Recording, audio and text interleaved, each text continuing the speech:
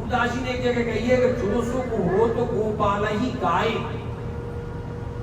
जो सुख गोपाल के गुणानुवाद तू गावे में हुए, भजन करो, पाठ करो, सब सही है, लेकिन शरीर को सुख भी तो मिलना चाहिए, वही में तो हमारा मन लगे। अभी आपको ऐसा काम दे दिया जाए जब आपको तन को सुख नहीं होए, मन नहीं लगे आपको, तो क्या फायदा हुआ, कोई अर्थ नहीं रहे।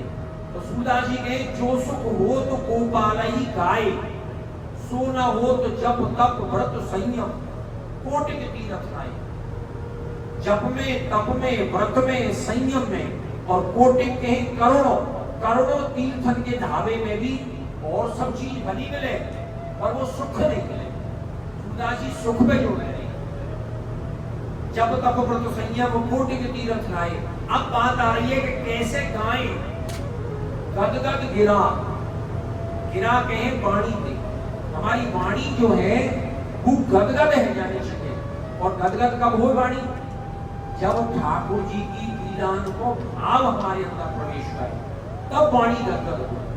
गदगद गिरा लोचन जल धारा, और जब हमारी वाणी गदगद हो जाएगी तो जल की धारा जो है वो लोचन के नेत्रंते लोचन ते अश्रु की धारा जो है वो बहने लग जाएगी।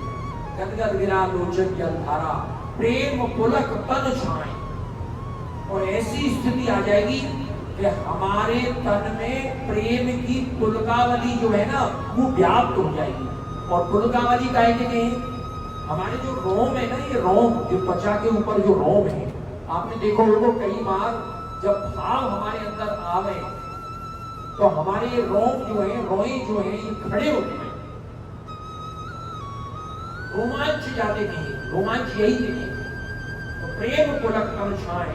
और जब ऐसी स्थिति व्यक्ति की हो जाए तो तीन लोक सुख तृणवत लेकर,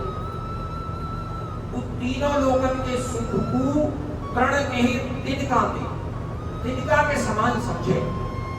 बहुत बड़ी बात है, कह देना बड़ा आसान है, लेकिन या कक्षा तक पहुंचना बड़ा मुश्किल है।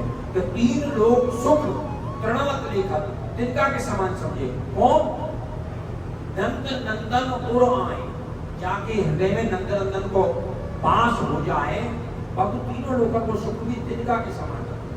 और दिए नहीं लेत चार पदार्थ, धर्म अर्थ काम मोक्ष, ये चार पदार्थ हैं जिनके कारण जिन चार पुरुषार्थ का ये व्यक्ति बड़ी भारी तपस्या करे, बड़ी भारी साधना करे, बड़ा बारो ध्यान लगावे, संयम रखे, लेकिन ये कह रहे दिए नहीं ले, लोग को याचना करें, अगर कोई देवे तो नहीं दे, आगे से चला के दे कि आप में धर्म अर्थ काम मोक्ष दो, तो दिए नहीं दे चार पदार्थ। कौन? जे हरि चरण आरुषाएं, जिनको मन ठाकुर जी के चरणन में उलझ गए हुए। बंधवो अलग चीज है, उलझवो अलग चीज है। बंधे हुए को आप खोल सको, अगर काई को मन काई में बंध गए हो, दो गांठ लग रही हो, तीन गांठ लग रही हो, चश्मा लगा के दूरबीन लगा के बाकी गांठन ने नाखून अंते खोल सको आप, तो बधो हो खुल सके, उलझो हो नहीं सुलझे। जे हरि शरण आरुषाए, और सूर श्री गोविंद भजन में चित्त ही चलत चलाए। सूरदास जी कहे कि गोविंद के भजन के बिना चित्त जो है वो चलायमान नहीं होगा।